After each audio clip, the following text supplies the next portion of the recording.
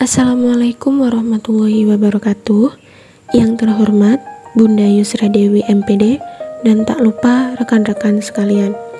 Kami dari kelompok 12 mata kuliah telaah kurikulum dan buku teks yang beranggotakan Wulan Mukaromah, Diah Indah Priani, dan saya Nur Husniatul Fariha. Dengan tema pengembangan materi ajar, teks faktual, teks non-fiksi, teks ilmiah, bahasa Indonesia, kurikulum 2013, SMP, SMA, SMK, dan MA. Langsung saja saya serahkan kepada rekan saya untuk memaparkan materinya. Pengertian materi ajar. Menurut Sudrajat, bahan ajar atau materi pembelajaran adalah pengetahuan, keterampilan, dan sikap yang harus dipelajari siswa dalam satu ketentuan waktu untuk mencapai standar kompetensi yang telah ditentukan.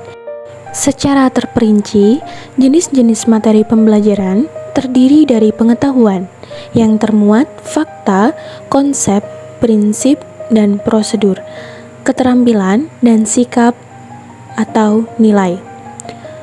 Menurut Kamus Besar Bahasa Indonesia, bahan ajar berarti segala sesuatu yang dapat dipakai atau dijadikan pedoman atau pegangan untuk mengajar. Pedoman atau pegangan adalah acuan kompetensi belajar untuk melaksanakan proses pembelajaran atau perkuliahan siswa atau mahasiswa sehingga tujuan pembelajaran atau perkuliahan akan tercapai secara maksimal sesuai kurikulum dan silabus yang berlaku. Jenis-jenis materi pembelajaran atau materi ajar. Terdapat fakta, di mana hal ini merupakan segala sesuatu yang berwujud kenyataan dan bisa dibenarkan, meliputi nama-nama objek, peristiwa sejarah, lambang, dan lain sebagainya. Yang kedua, mengenai konsep, yang merupakan segala sesuatu yang berwujud pengertian-pengertian baru yang timbul sebagai hasil pemikiran, meliputi definisi, pengertian, ciri khusus, hakikat, inti atau isi, dan sebagainya.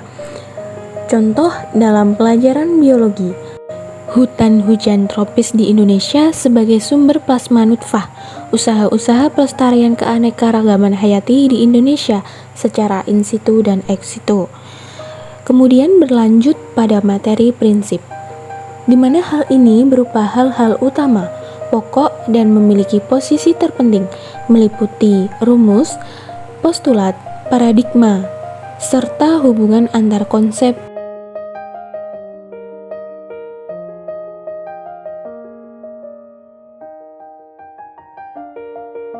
yang menggambarkan implikasi sebab akibat. Yang terakhir merupakan materi prosedur, meliputi langkah-langkah secara sistematis atau berurutan dalam mengerjakan suatu aktivitas dan kronologi suatu sistem, di mana keempat hal tersebut termasuk dalam aspek kognitif yang semua aktivitas mental membuat suatu individu mampu menghubungkan, menilai, dan mempertimbangkan suatu peristiwa. Kemudian berlanjut pada aspek afektif, di mana hal ini mengedepankan rasa atau perasaan. Yang pertama yaitu pemberian respon. Siswa di sini ikut berpartisipasi dalam diskusi di kelas. Kemudian yang kedua, penerimaan apresiasi dengan melakukan kegiatan mendengarkan pendapat atau penghargaan orang lain. Kemudian yang ketiga, ada internalisasi yang berhubungan dengan keteraturan pribadi, sosial, dan emosi. Lalu yang keempat merupakan penilaian yang menyatakan mana yang baik dan mana yang kurang baik dari suatu kegiatan, di mana di sini terdapat evaluasi dari hasil pembelajaran. Kemudian yang terakhir ada aspek psikomotorik yang berhubungan dengan aktivitas fisik berkaitan dengan proses mental dan psikologi. Terdapat gerakan awal, kesiapan siswa untuk melakukan sesuatu, baik berupa mental, fisik, maupun emosional. Kemudian yang kedua yaitu semi rutin, di mana di sini merupakan kemampuan siswa menirukan sesuatu. Yang terakhir, rutin. Kegiatan ini adalah melakukan secara menyeluruh dengan sempurna hingga tingkatan otomatis yang dapat dilakukan secara berulang-ulang. Selanjutnya adalah prinsip-prinsip pemilihan bahan ajar. Terdapat 3 prinsip. Prinsip yang pertama yaitu prinsip relevansi atau keterkaitan. Prinsip yang kedua yaitu prinsip konsistensi keajekan. Dan prinsip yang ketiga yaitu prinsip kecakupan. Dalam prinsip relevansi, materi pembelajaran hendaknya relevan atau ada kaitan atau ada hubungannya dengan pencapaian standar kompetensi dan kompetensi dasar. Misalnya, jika kompetensi yang diharapkan dikuasai mahasiswa berupa menghafal fakta, maka materi pembelajaran yang diajarkan harus berupa fakta. Sedangkan dalam prinsip konsistensi keajekan, jika kompetensi dasar yang harus dikuasai mahasiswa terdapat 4 macam, maka bahan ajar yang harus diajarkan juga harus meliputi 4 macam. Sedangkan dalam prinsip kecakupan, materi yang diajarkan hendaknya cukup memadai dalam membantu mahasiswa menguasai kompetensi dasar yang diajarkan. Adapun faktor-faktor yang dipertimbangkan dalam pengembangan bahan ajar. Menurut Husni 2010, bahan ajar mempunyai peran penting dalam proses pembelajaran, yaitu acuan yang digunakan oleh penatar atau petatar. Bagi petatar, bahan ajar menjadi acuan yang diserap isinya sehingga dapat menjadi pengetahuan. Dan bagi penatar, bahan ajar ini menjadi acuan dalam menyampaikan keilmuannya. Faktor yang pertama yaitu kecermatan isi. Menurut Husni 2010, kecermatan isi adalah validitas atau kesahihan isi atau kebenaran secara keilmuan dan keselarasan isi. Kebenaran ini berdasarkan sistem nilai yang dianut oleh suatu masyarakat atau bangsa. Validitas ini menunjukkan bahwa isi bahan ajar dikembangkan berdasarkan konsep dan teori yang berlaku dalam bidang ilmu, serta sesuai dengan kemutakhiran perkembangan bidang ilmu dan hasil penelitian empiris yang dilakukan dalam bidang ilmu tersebut. Faktor yang kedua yaitu ketetapan cakupan. Menurut Husni 2010, kecermatan isi berfokus pada kebenaran isi secara keilmuan dan sistem nilai yang berlaku di masyarakat. Maka ketetapan cakupan berhubungan dengan isi bahan ajar dari sisi keluasan dan kedalaman isi atau materi serta konsep berdasarkan bidang ilmu. Keluasan dan kedalaman isi bahan ajar sangat berhubungan dengan keutuhan konsep berdasarkan bidang ilmu. Dalam bidang ilmu tersebut, yang paling utama adalah tujuan pembelajaran. Faktor yang ketiga yaitu ketercernaan bahan ajar. Menurut Husni 2010, bahan ajar menggunakan media apapun harus memiliki tingkat ketercernaan yang tinggi. Artinya, bahan ajar dapat dipahami dan isinya dapat dimengerti oleh peserta dengan mudah. Ada 6 hal yang mendukung tingkat ketercernaan bahan ajar, yaitu pemaparan logis, penyajian materi yang runtut, contoh dan ilustrasi yang memudahkan pemahaman, alat bantu yang memudahkan, format yang tertib dan konsisten, dan yang terakhir penjelasan tentang relevansi dan manfaat bahan ajar. Faktor-faktor yang dipertimbangkan dalam pengembangan bahan ajar selanjutnya yaitu yang keempat ada penggunaan bahasa. Menurut Husni tahun 2010 dalam mengembangkan bahan ajar, penggunaan bahasa menjadi salah satu faktor yang penting. Penggunaan bahasa meliputi pemilihan ragam bahasa, pemilihan kata, penggunaan kalimat efektif, dan penyusunan paragraf yang bermakna akan sangat berpengaruh terhadap manfaat bahan ajar nantinya. Yang kelima yaitu perwajahan atau pengemasan. Menurut Husni tahun 2010, perwajahan dan atau pengemasan berperan dalam perancangan atau penataan letak informasi dalam satu halaman cetak, serta pengemasan dalam paket bahan ajar multimedia. Perwajahan dan pengemasan bahan ajar juga meliputi penyediaan alat bantu belajar dalam bahan ajar, sehingga bahan ajar dapat dipelajari peserta secara mandiri. Yang keenam yaitu kelengkapan komponen bahan ajar. Menurut Krisma tahun 2014, idealnya bahan ajar merupakan paket multikomponen dalam bentuk multimedia. Paket tersebut mempunyai sistematika penyampaian dan urutan materi yang baik, meliputi penyampaian tujuan belajar, memberi bimbingan tentang strategi belajar, menyediakan latihan yang cukup banyak, memberikan saran-saran untuk belajar kepada peserta, serta memberikan soal-soal untuk dikerjakan sendiri oleh peserta sebagai cara untuk mengukur kemampuan diri sendiri dan umpan baliknya. Menurut Departemen Pendidikan Nasional dalam Krisma tahun 2014 merinci prosedur atau langkah-langkah pengembangan bahan ajar, yaitu yang pertama ada menentukan kriteria pokok pemilihan bahan ajar. Dimulai dengan mengidentifikasi standar kompetensi dan kompetensi dasar. Hal ini dikarenakan setiap aspek dalam standar kompetensi dan kompetensi dasar jenis materi yang berbeda-beda dalam kegiatan pembelajaran. Yang kedua yaitu mengidentifikasi jenis-jenis materi bahan ajar. Yang tadi telah disebutkan di awal, jenis materi bahan ajar dibagi menjadi 3, yaitu ada aspek kognitif, aspek afektif, dan juga aspek psikomotorik. Aspek kognitif ada fakta, konsep, prinsip, dan prosedur. Lalu aspek afektif ada pemberian respon, penerimaan, internalisasi, dan penilaian. Lalu yang ketiga ada aspek psikomotorik, yaitu ada gerakan awal, semi rutin, dan rutin. Langkah yang ketiga yaitu mengembangkan bahan ajar yang sesuai atau relevan dengan standar kompetensi dan kompetensi dasar yang telah teridentifikasi. Yang keempat yaitu mengembangkan sumber bahan ajar. Keuntungan dalam mengembangkan bahan ajar tidak hanya bagi peserta didik, namun juga bagi guru. Menurut Denita tahun 2014, keuntungan mengembangkan bahan ajar bagi guru diantaranya yaitu yang pertama, diperoleh bahan ajar yang sesuai tuntutan kurikulum dan sesuai dengan kebutuhan belajar peserta didik. Yang kedua, tidak lagi bergantung kepada buku teks yang terkadang sulit untuk diperoleh. Yang ketiga, memperkaya karena dikembangkan dengan menggunakan berbagai referensi. Yang keempat, menambah hasanah pengetahuan dan pengalaman guru dalam menulis bahan ajar. Yang kelima, membangun komunikasi pembelajaran yang efektif antara guru dengan peserta didik.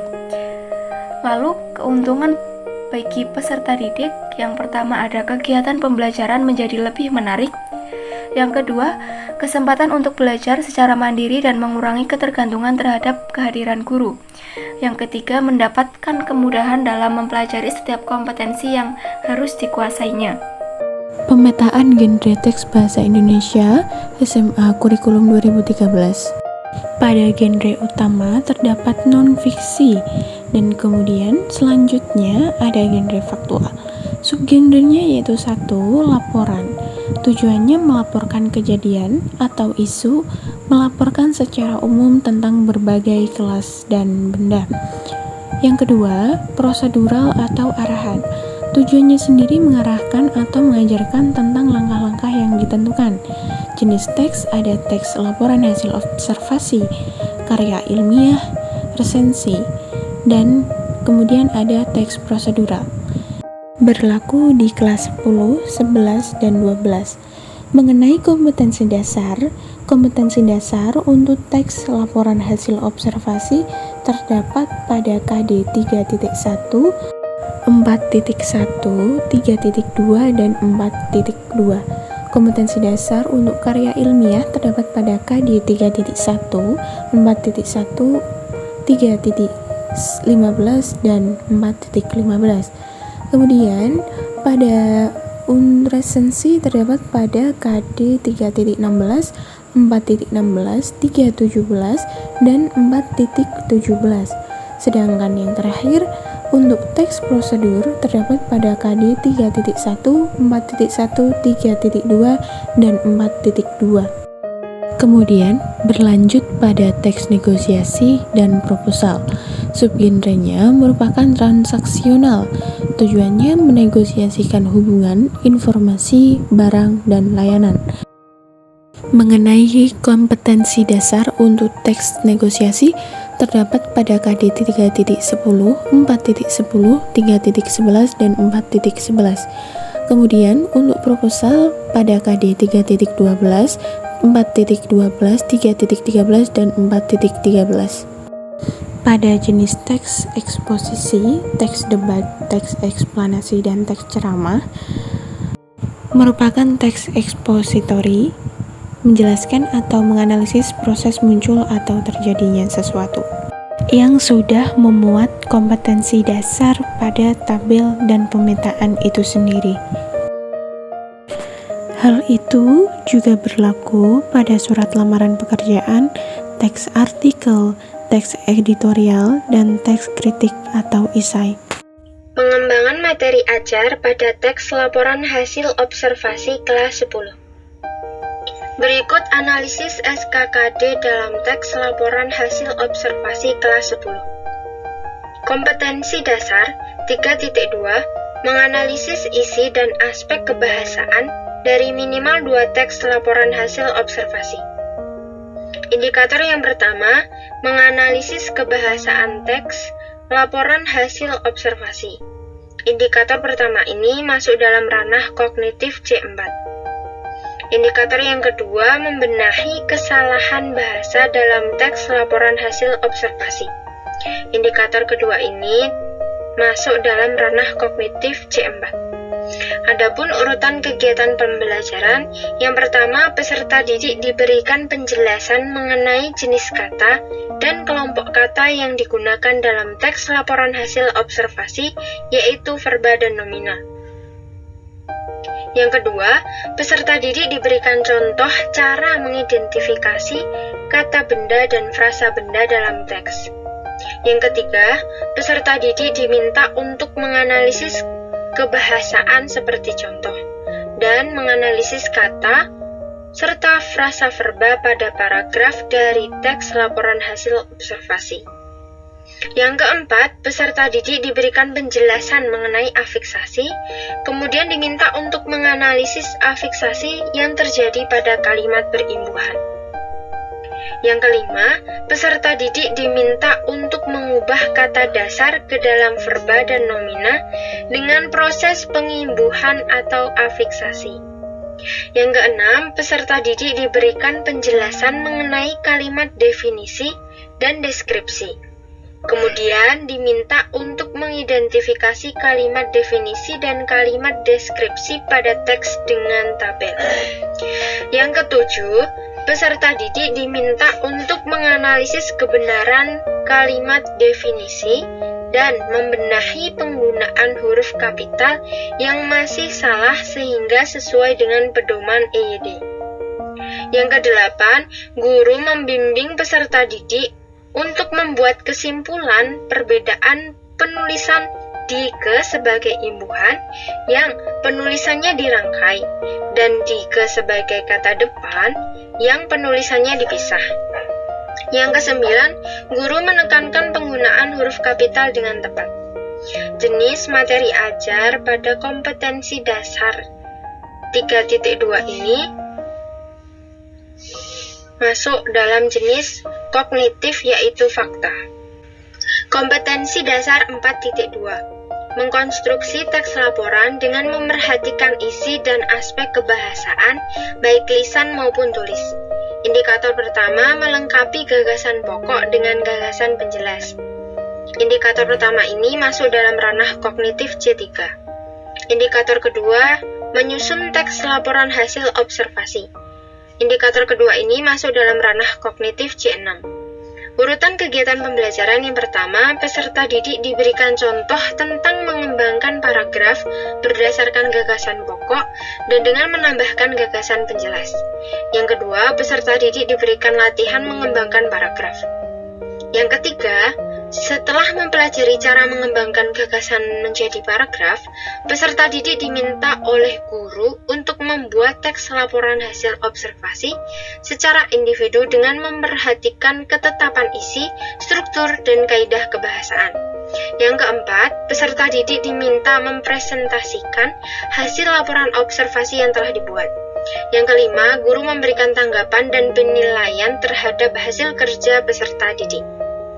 Jenis materi ajar dalam kompetensi dasar ini masuk jenis kognitif, yaitu prosedur.